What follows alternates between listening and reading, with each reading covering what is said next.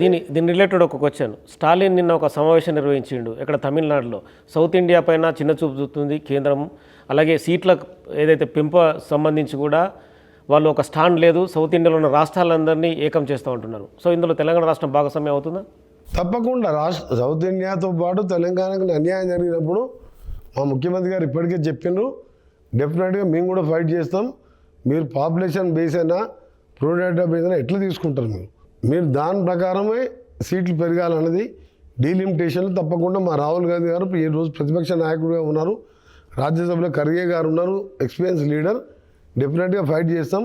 South ఇండియాకి అన్యాయం జరిగితే కేంద్రం మీద పోరాటం తప్పదు. ఇక ఎస్ఎల్బీసీ టన్నెల్కు సంబంధించి కేటీఆర్, కేసీఆర్, హరీష్ రావు విభిన్నమైన స్టేట్మెంట్లతో కాంగ్రెస్ పార్టీ ఇరుకున పడిందనేది బయట ప్రచారం. సో ఎస్ఎల్బీసీకి సంబంధించి కాంగ్రెస్ పార్టీ ఏం చెప్పదలుచుకుంది? అసలు ఎస్ఎల్బీసీ అనేది వాళ్ళు మాట్లాడే నైతిక హక్కు లేదు. అంటే గతంలో విన్న స్టేట్మెంట్ కూడా మీరు చూసే ఉంటారు. మీరు ఆయన స్టేట్మెంట్ కూడా చూపిస్తా. కుర్చీ చేసుకొని కూర్చొని 2 yearsలో పూర్తి చేస్తా అన్నాడు. 2 yearsలో కుర్చీ చేసి కూర్చొని 2014 ఎలక్షన్ వచ్చినట్టు చెప్పిండు ఆయన.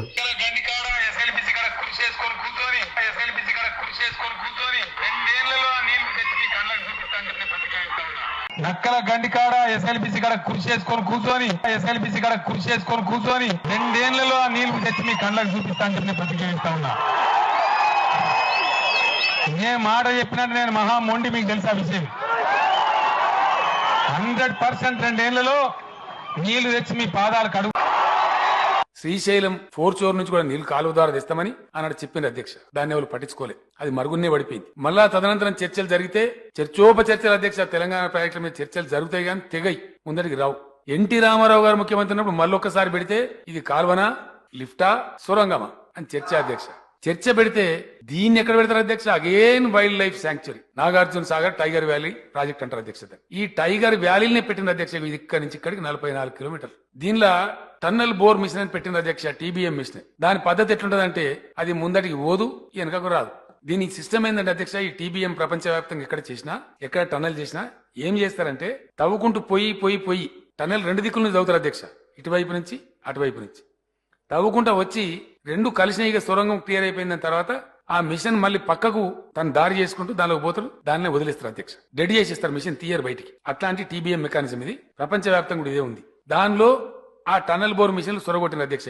ఇక అవి ముందటికి పోవు, వెనకకు రావు. ఆ పని కాదు.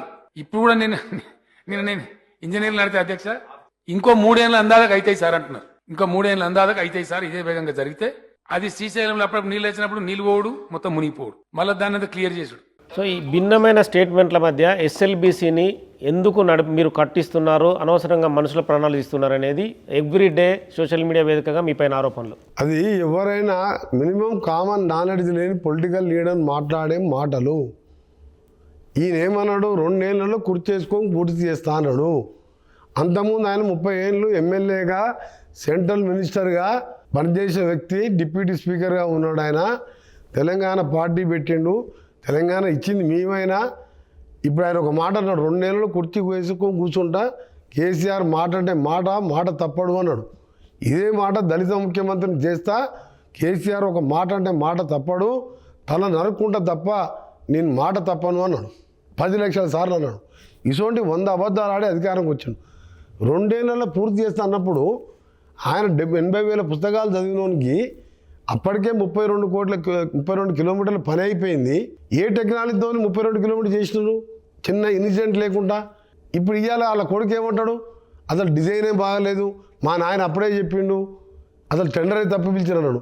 మరి ఈయన ఈ మాట అనే ముందు కేసీఆర్ గారు ఒక స్పీచ్ ఇచ్చే ముందు ఆ మాట తెలుసుకోవాలి. ఏ టెక్నాలజీతో పిలిచిండ్రు? 2 ఏళ్లలో కుర్చీ చేసుకొని కూర్చుంటా అన్నాడు. కుర్చీ లేదు, ఆయన రాలేదు. వాళ్ళ అల్లుడు ఇరిగేషన్ నుంచి 5 ఏళ్ళు ఆయన రాలేదు, ఇంకో 5 ఏళ్ళు ఇరిగేషన్ సీఎంగా ఈయన రాలే. కాళేశ్వరం వారానికి ఒకసారి పోయిండు. ఈయన పేరు కాళేశ్వరం అని అప్పుడు గవర్నర్ పెట్టిండు. ఇవాళ ఇన్ని అబద్ధాలు అంటేవాడు. ఇవాళ నేను ఏదో అక్కడ ఉండి ఉదయంకి వెళ్ళి నేను బయటికి పోయొచ్చి ఒక వివాహానికి పోయొచ్చి దుబాయ్లో పొద్దున 6 గంటలకు లేచిపోయి 9 గంటలకు ఉండి తినకుండా రాత్రి వరకు ఆడ సైట్లో ఉన్నాం. అంతకుముందు 2 రోజులు జూపల్లి కృష్ణారావు గారు, ఉత్తమ్ కుమార్ గారు పోయింది. నేనేదో అంటే మీరు చూసి నా టోన్ ఎట్లా ఉంటుంది, ఇప్పుడు పొద్దున్న లేస్తే నేను మాట్లాడి దాని మీద నా మీద ట్రోలింగ్ పెడుతుంది. అందులో మీ పైన కూడా చేపల కూర బాగుంటుంది. మీరు అడగకపోతే ఒక పొరపాటు మాట మాట్లాడి దాంట్లో వాటర్లో ఈ మడ్లో కలుస్తున్నది అంటే దాని మీద ఎవడన్నా పనికినారోడు తెలివి ఉన్నోడు ఈడేమో 2 ఏళ్లలో కుర్చేసుకొని కూర్చుంటుంటేనే వీళ్ళ నాయన ఏమన్నాడు 10 లక్షల సార్లు దళితులు ముఖ్యమంత్రి చేసి మెడ నరుక్కుంటా అని దాని మీద ట్రోలింగ్ చేయరు వీళ్ళు.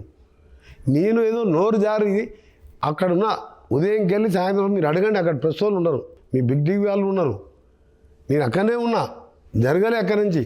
నైట్ పోయి పడుకొని పొద్దున్న 5 గంటలు వచ్చిన. శివరాత్రి రోజు 5 గంటలు దర్శనం చేసుకొని మళ్ళీ క్యాంపుకు సైట్కి పోయినాం. ఆ రోజు ఉత్తమ్ కుమార్ రెడ్డి గారు వచ్చింది శివరాత్రి రోజు కూడా. అంటే వాళ్ళు ఏంటంటే కాళేశ్వరం అయితే కమిషన్లు వస్తాయి, మీగట్టే పేరు వస్తుంది. తుమ్మిడిగట్ట అని కాంగ్రెస్ ప్రభుత్వం చేపట్టింది, అంబేద్కర్ దాని ప్రాణాయిత పేరు పెట్టినాం, అది పూర్తి చేసి ఇప్పటికీ చెవుల వరకు నీళ్ళు వస్తున్నాయి.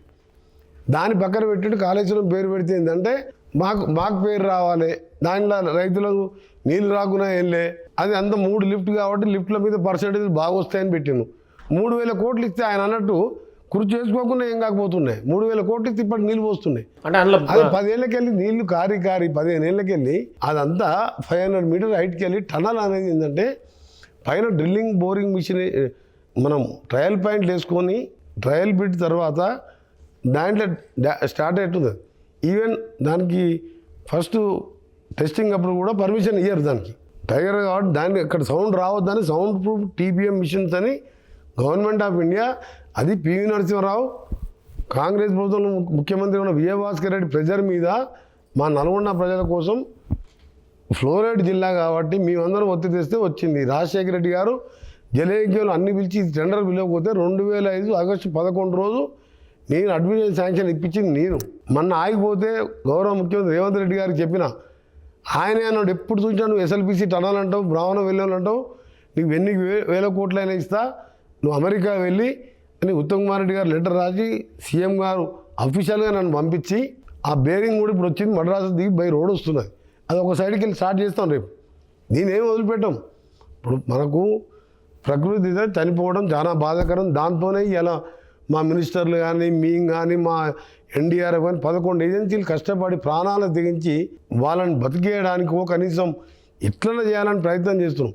6 కాళేశ్వరం లేటెస్ట్ మట్టి 10 కిలోమీటర్ టనలే, 6 చనిపోతే పోలేదండి. పవర్ రోజు 9 మంది అలా డిప్యూటీ ఎగ్జిక్యూటివ్ ట్రైబల్ ఇంజనీర్ ఉన్నాడు మా సూర్యాపేట, ఆయన పోలే, ఎక్స్రేషా ఇయ్యలే. నేను ఆ సూర్యాపేట అలా ఊరికి పోయి ప్రభాకర్తో ఫోన్లో మాట్లాడి ₹1 కోటి ఇస్తావా లేదా అంటే అందరు వీడియోగ్రాఫర్తున్నాడు, అన్ని టీవీ వాళ్ళు. నేను నా మాట విన్న తర్వాత సీఎం గారిని అడిగి చెప్తాను. సీఎం గారిని అడిగేది ఏముంది, ఆయన డ్యూటీలో చనిపోయాను అంటే ఓకే సార్ మీరు అనౌన్స్ చేయండి అని చెప్పి నేను అక్కడ ఉన్న ఎమ్మెల్యే పట్టించుకోలే. అప్పుడు మినిస్టర్ ఉండి ఆయన నా స్థాయి కాదు, నేను పేరు తీసుకోను.